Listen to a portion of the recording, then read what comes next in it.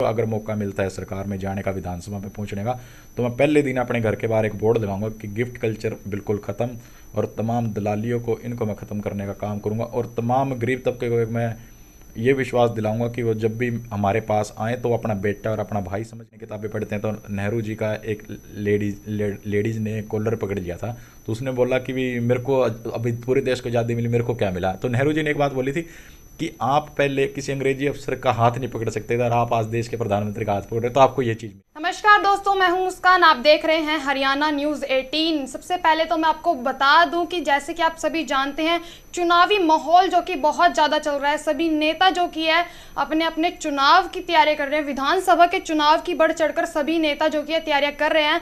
आज हमारे साथ एक जानी मानी हस्ती और युवा नेता जो कि मौजूद है। जैसे कि आप सब जानते हैं, यूथ जो कि है, यूथ की बात सबसे ज़्यादा सुनता और समझता है। तो राकेश रॉकी जी हमारे साथ मौजूद है, परिवेश प्रवक्ता हरियाणा से जो कि है इस समय हमारे साथ मौजूद है। उनसे खास बातचीत करने का प्रयास करेंगे। अगर आप भी कुछ सवाल पूछना चाहते हैं तो कमेंट में जरूर बता सकते हैं, सर उनका जवाब भी जरूर देंगे। सबसे पहले तो सर बहुत बहुत स्वागत है आपका। नमस्कार, आपका और आपके श्रोताओं को बहुत बहुत धन्यवाद, आभारी हूँ।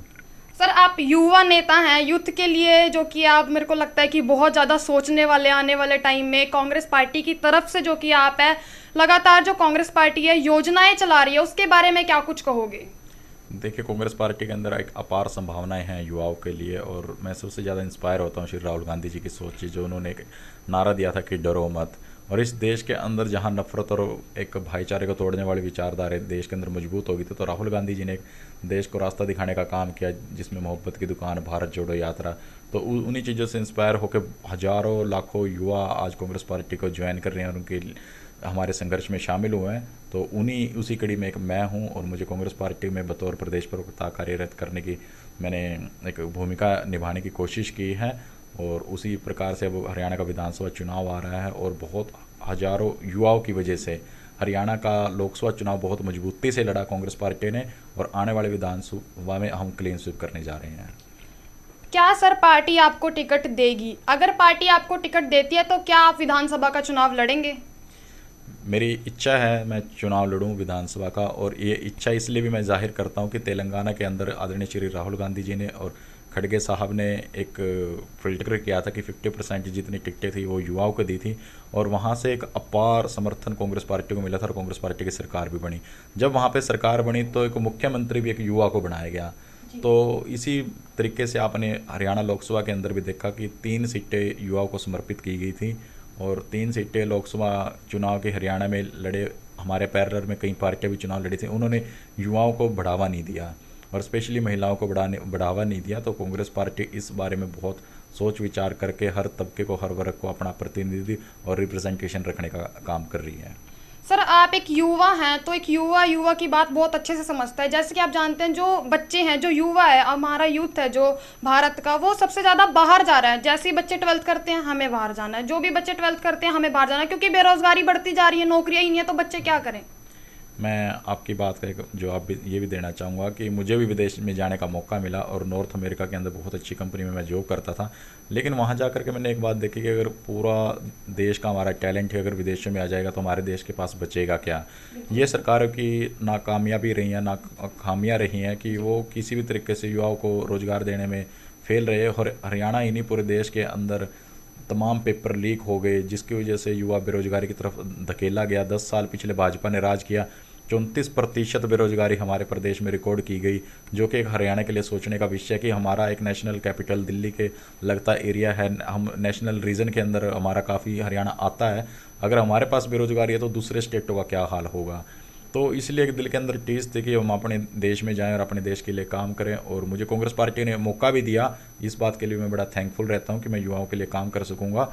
और युवाओं के लिए मेरी एक सोच है कि मैं युवाओं को ज़्यादा से ज़्यादा रोज़गार के साधन उपलब्ध कराएं। और मेरी एक सोच है कि आज देश के अंदर और प्रदेश के अंदर एक माइक्रो लेवल का किसान है, आज एक युवा है जिनको एक स्टार्टअप की ज़रूरत है। मोदी साहब ने एक स्टार्टअप इंडिया के नाम से शुरुआत तो की थी, लेकिन उसका कोई खासा लाभ फ़ायदा हुआ नहीं हमारे युवाओं को। अगर मुझे सरकार में जाने का मौका मिलेगा तो मैं एक लघु उद्योगों के ऊपर बहुत ज़्यादा फोकस करके, ताकि ज़्यादा से ज़्यादा युवाओं को एक मैं स्टार्टअप करने का चांस दूं, ताकि वो नौकरी लेने वाले नहीं, नौकरी देने वाले बने।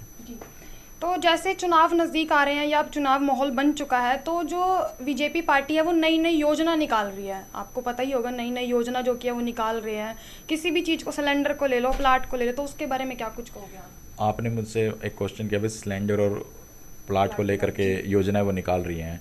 कांग्रेस पार्टी की जब 10 साल सरकार रही तो हरियाणा के अंदर 3,80,000 100 गज के प्लाट गरीब को, पिछड़े और दलित वर्ग को दिए गए, या जो विकर सेक्शन था उसको हमने देने का काम किया। और 2014 के बाद तो एक टेक्नोलॉजी का युग बदला, और भाजपा सरकार ने एक पिछले दिनों रिकॉर्ड दिया था कि हमने 60,000 लोगों को 35-35 गज के प्लॉट दिए। सबसे पहले तो देखिए, हम 100 गज के दे रहे थे, वो 35 गज पे आ गए।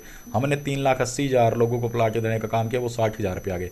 भाई टेक्नोलॉजी का आपके पास इतना युग है, आपने तो एक पोर्टल पूरे प्रदेश में लगाने का काम किया। आपकी स्पीड तो हमारे से डबल होनी चाहिए थी कि हमने 3,80,000 दिया, आपको हमसे 5 लाख से ज़्यादा देने चाहिए थे, लेकिन हुआ इसके उल्ट। सिलेंडर कांग्रेस पार्टी 400 का छोड़ के गई थी, मोदी साहब ने पूरी पार कृपा करके उसको 1200 के ऊपर ले जाने का काम किया। हमारे लगते हरियाणा के लगते स्टेट में, राजस्थान में कांग्रेस ने सरकार चलाई और वहाँ पे हमने हर किसी को 500 रुपये का सिलेंडर देने का काम किया। जब भारतीय जनता पार्टी राजस्थान के अंदर चुनाव लड़ने गई तो वहाँ पे एक प्रॉमिस करके आए कि हम 450 रुपये का सिलेंडर देंगे। हरियाणा के अंदर जब हमारे प्रदेश के लोगों ने 10 की 10 सीटें भाजपा को देने का काम किया तो उनका क्या गुनाह था कि वो राजस्थान के अंदर तो जाकर 450 का दे रहे हैं, तो हमारे हरियाणा के अंदर क्यों नहीं वो 450 का दे रहे। तो तमाम ये इनकी कुर्सी बचाओ बजट की बार ये लेके आए, और जितने भी वादे किए ये सरकार बचाने के थे, लोगों को लुभाने के वादा थे। होना तो ये चाहिए था कि 10 साल जिन्होंने सरकार चलाई वो एक श्वेत पत्र जारी करते और ये दिखाते कि हमने क्या क्या काम किए। तो इन्होंने हरियाणा को बेरोजगारी में धकेलने का काम किया, हरियाणा को लूटने का काम किया, और पूरे हरियाणा को, एक एक हरियाणवी को इन्होंने कर्जे में धकेलने का काम किया। कि कांग्रेस पार्टी जब गई थी तो 50,000 करोड़ का प्रदेश के ऊपर कर्जा था, आज वो 4.5 लाख करोड़ का है। तो कांग्रेस पार्टी इस बात का भी हिसाब मांगती है कि ये कर्जा कहाँ गया और इन्होंने कहाँ पैसा लगाया। सर, हिसाब से याद आया, चौधरी दीपेंद्र हुड्डा जी जो कि है हरियाणा मांगे हिसाब का लगातार प्रचार करते हुए नजर आ रहे हैं, और साथ ही साथ सभी कांग्रेसी नेता, लीडर सभी इस चीज़ का प्रचार कर रहे हैं। इसके बारे में क्या कुछ कहोगे? मैं वही बात कहूँगा कि प्रदेश के ऊपर जब इतना भारी कर्जा हो गया तो आपने कितनी यूनिवर्सिटी प्रदेश के अंदर स्टैब्लिश करी, कितने आपने पावर प्लांट लगाए। कांग्रेस पार्टी के सरकार में 5 पावर प्लांट लगाए, एक न्यूक्लियर प्लांट हमने प्रदेश को देने का काम किया, हमने प्रदेश को एम्स देने का काम किया। हमारे पावर प्लांटों से इतनी बिजली पैदा हुई कि बिजली हमारे पास सरप्लस में थी। और मेट्रो हरियाणा के अंदर हम लेके आए, भाजपा सरकार पिछले 10 साल में एक खंभा भी मेट्रो का नहीं लगा पाई। तो तमाम ये बातें हम हिसाब मांगने की कोशिश कर रहे हैं। आज हम करनाल के अंदर रहते हैं, करनाल के अंदर मेडिकल कॉलेज कल्पना चावला जी के नाम से, उनके नाम से हमने करनाल के अंदर एक मेडिकल कॉलेज स्टैब्लिश किया, और उनकी एक फर्स्ट ब्रांच तो कांग्रेस सरकार बना करके चली गई थी, इन्होंने फित्ता काटा। एक सेकंड ब्रांच कुटेल में खुलनी थी, वो आज तक 10 साल में चला नहीं पाए। तो इसी बात का हम हिसाब मांगने जा रहे हैं कि प्रदेश को जब इतना कर्जे के अंदर डुबोने का काम किया तो सुविधाएं क्यों नहीं दी। जी बिल्कुल। तो सर, आपने ये बताया कि उन्होंने ऐसे किया वैसे किया, तो मैं आपसे ये सवाल करती हूँ कि अगर आपकी सरकार, कांग्रेस सरकार अब की बार आती है, तो क्या कुछ विकास हरियाणा में होने वाला है? कांग्रेस पार्टी नियत है कि हम गरीब तबके को, किसान को, छोटे कर्मचारी को, छोटे व्यापारी को, हम उसको उठाने का काम करें। और कांग्रेस पार्टी ने अपने अथक प्रयासों से प्रदेश के 26 करोड़ लोगों को गरीबी से बाहर निकालने का काम किया था। तो हम हर उस व्यक्ति की चौथे पायदान की आवाज़ बनने का काम करेंगे, उसको सहारा देने का, सुविधा देने का काम करेंगे, जिससे वो मजबूती से बाहर निकल करके आए। इस पार्टी की एक सोच है कि right to education, right to work, right to information, right to food. एक कांग्रेस पार्टी की पॉलिसी थी कि गरीब तबके को जब हर तरीके के राइट दिए जाएंगे तब वो गरीबी से बाहर निकल करके आएगा। जो मजदूर आदमी को दिहाड़ी नहीं मिलती थी, हमने उनको 100 दिन का रोजगार की गारंटी दी थी मनरेगा के तहत, लेकिन नरेंद्र मोदी ने इस गारंटी का पार्लियामेंट के अंदर मजाक उड़ा के उन गरीबों से बड़ा भद्दा मजाक किया था। तो गरीबों को काम देने का हमने कोशिश करी, गरीबों को शिक्षा देने की हमने एक बड़ी अच्छी पहल की थी। क्या किसी ने सोचा था कि गरीब का बच्चा बोर्डिंग स्कूल में पढ़ेगा? वो श्री राजीव गांधी जी की सोच थी, जिन्होंने 450 नवोदय कॉलेज पूरे देश के अंदर खोलने का काम किया था। और नरेंद्र मोदी जो एक प्राइवेट कंपनियों की एजेंट है, उन्होंने उन कॉलेजों को कहीं ना कहीं स्कूलों को भेजने की कोशिश जारी है। तो तमाम ऐसी बातें हैं जिनको लेकर के हम हरियाणा के अंदर जाते हैं, गांव के अंदर जाते हैं, और गांव के लोग एक बात कहते हैं कि देश और प्रदेश को चला सकती है तो कांग्रेस पार्टी चला सकती है। तो आप क्या कुछ अपील करना चाहोगे, जो भी ऑडियंस हमारी आपको देख रही है, जो लोग आपसे प्यार करते हैं, जो कांग्रेस पार्टी से प्यार करते हैं, या फिर जो कुछ सुविधाएं आप आम जनता के लिए लेके आना चाहते हो, क्योंकि सबसे ज़्यादा गरीब व्यक्ति जो कि बहुत ज़्यादा परेशान रहता है, उसको सुविधाएं नहीं मिल पाती, तो उनको क्या कुछ मैसेज देना चाहोगे, क्योंकि चुनाव जो कि बहुत नज़दीक है। मैं अपने देश और प्रदेश के एक एक नागरिक को ये अपील करना चाहता हूँ कि हमारे देश में एक बाबा साहब अम्बेडकर का दिया हुआ लोकतंत्र है। हो सकता है कि आप मुझे ना प्यार करते हो सकता है कि आप कांग्रेस पार्टी को ना प्यार करते हैं, लेकिन आपको अपने प्रदेश से और देश से अवश्य प्यार होना चाहिए। तो मैं ये बात कहना चाहता हूँ कि आपने 10 साल भाजपा पार्टी को देख करके देख लिया, और लोगों ने ये बात लोगों को अब दिखा दी कि इन लोगों को 70 साल क्यों नहीं चुना गया था। वो बात स्पष्ट होगी कि इन्होंने किसान को, गरीब को, मजदूर को, व्यापारी को, हर किसी को इन्होंने तहस नहस करके दिखा दिया। और कांग्रेस पार्टी पूरे प्रदेश में भारत जोड़ो यात्रा निकाल रही है, मोहब्बत की दुकान खोल रही है। ये लोग एक कॉन्सेप्ट के लिए कहते हैं सलीम की दुकान, तो ये कहीं ना कहीं भाईचारा को तोड़ने की बात है। जब हम कभी पुरानी किताबें पढ़ते हैं तो नेहरू जी का एक लेडीज़ ने कॉलर पकड़ लिया था, तो उसने बोला कि भी मेरे को अभी पूरे देश को आज़ादी मिली, मेरे को क्या मिला। तो नेहरू जी ने एक बात बोली थी कि आप पहले किसी अंग्रेजी अफसर का हाथ नहीं पकड़ सकते थे, और आप आज देश के प्रधानमंत्री का हाथ पकड़ रहे, तो आपको ये चीज़ मिली है। तो वो कांग्रेस पार्टी की सोच थी कि 700 किसान दिल्ली के बॉर्डर पर शहादत दे देते हैं और नरेंद्र मोदी जी टस से मस नहीं होते। तो ये तानाशाही का अंत होना चाहिए। और मैं अंतिम अपनी बात ये कहूँगा कि अगर आपके भाई, आपके बेटे, मुझे अगर मौका मिलता है सरकार में जाने का, विधानसभा में पहुंचने का, तो मैं पहले दिन अपने घर के बाहर एक बोर्ड लगाऊंगा कि गिफ्ट कल्चर बिल्कुल ख़त्म, और तमाम दलालियों को, इनको मैं ख़त्म करने का काम करूंगा। और तमाम गरीब तबके को मैं ये विश्वास दिलाऊंगा कि वो जब भी हमारे पास आए तो अपना बेटा और अपना भाई समझ करके आए। वो ये ना सोच के आए कि मैं अपने किसी नुमाइंदे से मिलने जा रहा हूँ, और जब वो मेरे पास आएंगे तो उनकी मरोड़ मैं कायम रखूँगा, क्योंकि मैं गरीबी से निकल के आया हूँ, मैंने गरीबी के सारे रंग देखे हैं। तो जैसा कि अभी हमने सर से बात करी, और आप सब जानते हैं कि सर जो कि है युवा नेता है, एक युवा जो कि है, युवा का दर्द जो कि है सबसे ज़्यादा समझ सकता है, क्योंकि बेरोजगारी दिन ब दिन बढ़ती जा रही है, बच्चे जो कि बाहर जा रहे हैं। सर गांव के गांव आप देखोगे, आपको मुझसे ज़्यादा पता होगा, गांव पूरे खाली हो गया, वो भी बच्चे भी बाहर चले गए, उनके परिवार भी बाहर चले गए हैं। मैं आपकी जानकारी के लिए बताना चाहूँगा कि मेरी विधानसभा के निस्संग का भी एक लड़का अमेरिका के अंदर जिसको गोलियों से मारा गया, और बड़े दुख की बात है कि 25 दिन के बाद उसकी लाश हमारे पास आई। और इसके साथ साथ सामड़ी गांव का एक बच्चा, तो वो रशिया की आर्मी में उसको ज़बरदस्ती शामिल किया गया, और उसका आज तक ये नहीं पता लग रहा कि वो कहाँ है। और दुर्भाग्य मेरे प्रदेश का ये है कि मनोहर लाल जी एक बात कहते हैं कि कौशल रोजगार के तहत आप इजराइल और यूक्रेन और रशिया और इनके युद्ध में आप चले जाओ, तो कहीं ना कहीं सोचने पे मजबूर करता है। जिन्होंने इंडियन आर्मी को अग्निवीर के तहत तहस नहस कर दिया, वो हमारे यूथ का एक टैलेंट दूसरे देशों की आर्मी में भेजने का काम कर रहे हैं। तो कहीं ना कहीं हमारा हरियाणा खेल में, कूद में, आर्मी में जाने के लिए उत्सुक होता था, तो आज उनसे उनका मोह भंग हुआ, ये सरकार की पॉलिसियों की वजह से हुआ। तो सरकार को इन चीज़ों के बारे में विशेष तौर पर ध्यान देना की ज़रूरत है।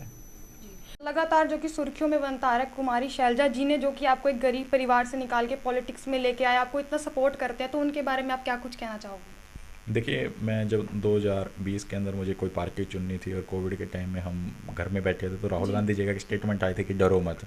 और उस समय आदरणीय कुमारी शैलजा जी प्रदेश की अध्यक्ष भी थी, तो मैंने बहन जी से संपर्क किया कि बहन जी मेरे कुछ कॉन्सेप्ट है कि मैं ऐसे करना चाहता हूँ। तो बहन जी ने मुझे कांग्रेस पार्टी ज्वाइन भी करवाई।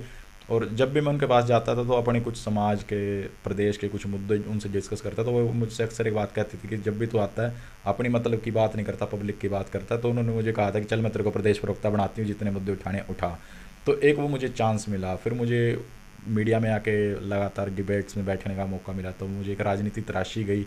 और उसके बाद आज लोगों का इतना प्यार मिला कि जो लोग मुझे नहीं जानते, तो उन लोगों ने भी मुझे घर पे बुलाया। तो मुझे लगा कि हम विधानसभा चुनाव लड़ सकते हैं, मजबूती से लड़ सकते हैं। तो विधानसभा चुनाव लड़ने की मेरे अंदर हिम्मत आई, वरना गरीब का बच्चा तो एक गांव का पंच का चुनाव नहीं लड़ सकता। तो कुमारी शैलजा जी ने बहुत ज़्यादा सपोर्ट करा, कांग्रेस पार्टी ने आपके जो भावना उनको समझा, आपको कांग्रेस पार्टी ज्वाइन करवाई। तो सर मेरा आपसे ये सवाल रहेगा कि अगर आप चुनाव लड़ते हैं तो आप नीलोखेड़ी में क्या क्या सुविधाएं देने वाले हैं, या क्या कुछ आप सर्वे कर रहे हैं? इस टाइम आपका नाम जो कि लगातार आ रहा है कि आप किसी प्रकार का सर्वे कर रहे हैं, तो उसके बारे में क्या कुछ कहोगे? देखिए, मैं नीलोखेड़ी विधानसभा के अंदर जब भी जाता हूँ तो वहाँ पे मैं कुछ समस्याओं को देखता हूँ कि नीलोखेड़ी विधानसभा की ज़मीन बड़ी उपजाऊ है। वहाँ पर किसान को बड़ी दिक्कत है कि जब अब बरसात का मौसम है, बरसात का ज़रा सा भी पानी आएगा तो वो खेतों के अंदर ठहर जाता है। अगर हम उनकी प्रॉपर निकासी बढ़ाएं तो मेरा किसान बर्बाद होने से बचेगा। मेरे नीलोखेड़ी विधानसभा के अंदर बड़ा सौभाग्य है कि मत्स्य पालन एक किसान को पद्मश्री मिला, ये मेरे हमारे लिए एक बड़े प्राउड की बात है। तो हम मत्स्य पालन के जो किसानों से भी मिला, उनकी भी एक सेम समस्या है कि उनके तालाब पानी से भर जाते हैं बरसाती पानी की वजह से, और उनका तालाब फटने की वजह से उनका लाखों का नुकसान होता है, तो हम उनको भी राहत दिला सकते हैं। इसके अलावा नीलोखेड़ी विधानसभा राइस मिल का हब है, लेकिन सड़कों का इतना बुरा हाल है, सड़कें टूटी पड़ी हैं। वो बोलते हैं कि भी हमें जब डिलीवरी करनी होती है तो हमारे कई बार ट्रकों के एक्सल टूट जाते हैं, हमारे व्हीकल बीच में अड़े रहते जाते हैं, हमारी डिलीवरी टाइम पे हो नहीं पाती, जिसकी वजह से हमें फ़ाइन भरना पड़ता है। अगर उनको एक बिजली का कनेक्शन लेना पड़े तो वो बिजली का कनेक्शन शायद एक साल ना मिले। और इंस्पेक्टर राज कहीं ना कहीं इस चीज़ पर बड़ा हैवी है कि हमारा जो इंडस्ट्री है नीलोखेड़ी विधानसभा के अंदर पूरी, तो वो बड़े उस चीज़ से परेशान है। और मैं आपकी जानकारी के लिए एक बात और बताना चाहूँगा कि एक दुनिया में जिसने नाम कमाया, ग्रेट खली, वो मेरी विधानसभा के अंदर आके अपना ढाबा खोलता है। कितना सौभाग्य की बात है हमारी।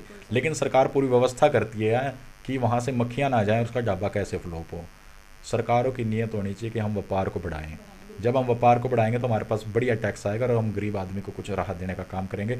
अगर मुरथल के अंदर आप देखो कि लगभग 20 किलोमीटर के अंदर 100 से तकरीबन चलते ढाबे हैं, तो मेरे करनाल में हवेली और मन्नत के बीच में 100 ढाबे क्यों नहीं बन सकते। एक ढाबे को चलाने के लिए कम से कम 200 लोगों की ज़रूरत होती है जब वो डे और नाइट में चलता है। तो मेरा एक सोच है कि मैं अपने हर व्यापारी को, हर किसी तबके को मैं एक ऐसी सुविधा प्रदान करूं कि वो अपने वो बिजनेस को, व्यापार को, अपनी जितनी भी उनकी फ्यूचर की पोटेंशियल है वो उनको बाहर निकाल करके लेके आएँ। और मैंने कनाडा, अमेरिका के अंदर घूम करके देखा कि वहाँ पे राइस की बड़ी डिमांड है। अगर मुझे मौका मिलेगा तो मैं अपने किसी भी राइस मिलर को एनपीए नहीं होने दूंगा। उनका माल मैं यहाँ से लेके जाऊँगा और उनको वहाँ पे सेल करके आऊँगा। सरकार मीडिएटर का काम करे। अरब के अंदर राइस की एक बहुत बड़ी डिमांड है।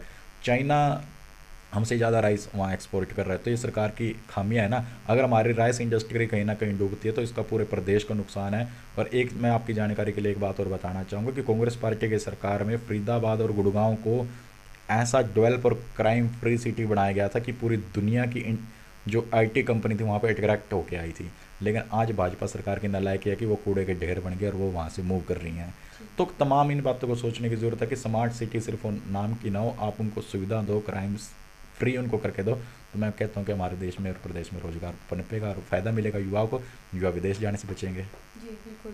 तो जैसा कि सर जो कि सबसे ज़्यादा जो कि बेरोज़गारी के बारे में इस समय सोचते नजर आ रहे हैं। सर के प्लान बहुत सारे हैं पर अभी एग्जीक्यूट करना है, सोच रहे हैं कि अगर टिकट मिलती है, लड़ते हैं, जीतते हैं तो जरूर आप मेरे को लगता है कि मैं अक्सर एक बात ये कहता हूँ कि अगर टैलेंट चाहे किसी में भी हो, अगर वो क्रीज पे ना खेले तो बैट्समैन अपना क्या टैलेंट दिखाएगा। अगर मुझे कांग्रेस पार्टी और प्रदेश की जनता का आशीर्वाद मिलता है तो मैं ये बात मानता हूँ कि मैं उनकी लड़ाई लड़के दिखाऊंगा, उनकी विचारधारा को, उनकी जो एक सोच है उस नब्ज़ को मैं समझता हूँ। क्योंकि गरीबी से उठाऊँ, गरीबी का दर्द जानता ना, वो बात है।